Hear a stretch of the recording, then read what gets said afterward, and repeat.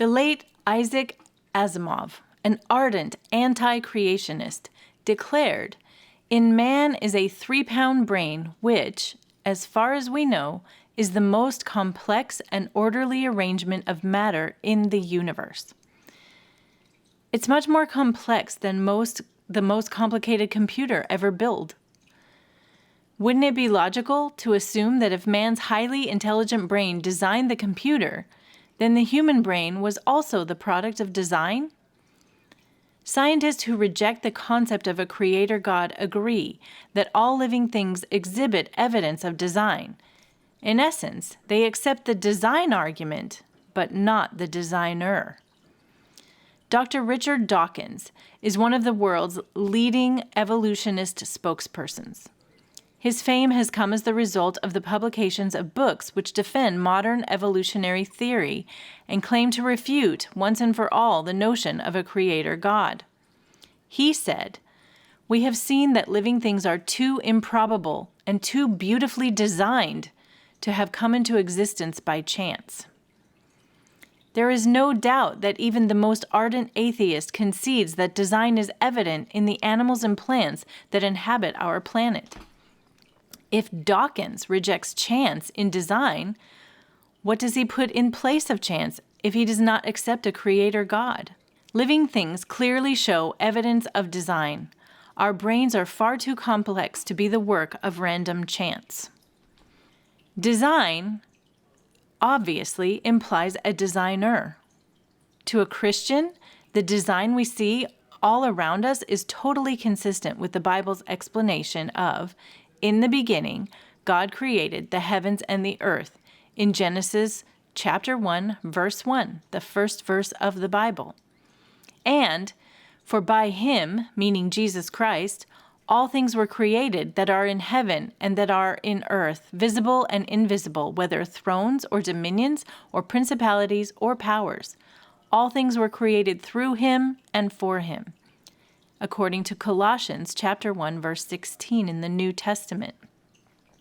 However, evolutionists like Dr. Richard Dawkins, who admit the design in living things, reject the idea of any kind of designer or God. Why? It is because Dawkins attributes the design to what he calls blind forces of physics and the processes of natural selection. Dawkins does, however, concede that the more statistically improbable a thing is, the less we can believe that it just happened by blind chance.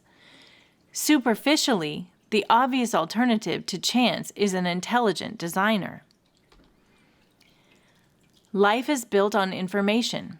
A great amount of this information is contained in a molecule of heredity, DNA, which makes up the genes of an organism.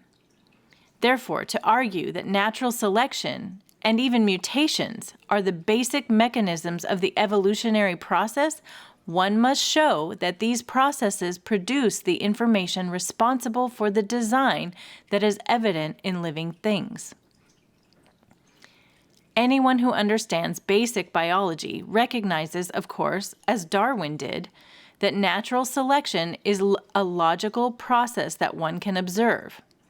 However, natural selection only operates on the information that is already contained in the genes. It does not produce new information.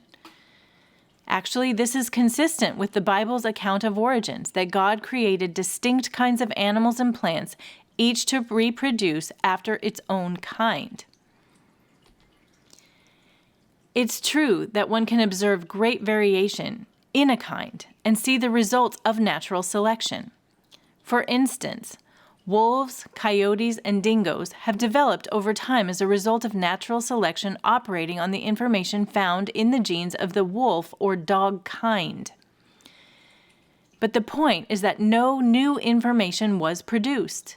These varieties of dogs have resulted from a rearrangement, a sorting out, a separation of the information in the original dog kind. One kind has never been observed to change into a totally different kind with the information that previously did not exist. Without intelligent input to increase information, natural selection will not work as a mechanism for evolution. Think of DNA information in a living being like a cake mix. You can make a lot of different things with the same basic recipe on a cake mix box. These are variations of the same information. It's the same with DNA. The variations of species we see in the dog kind, for example, come from the same information in the DNA of the original dog or wolf kind. With the help of natural selection, the information gets rearranged and we see different dog species emerge.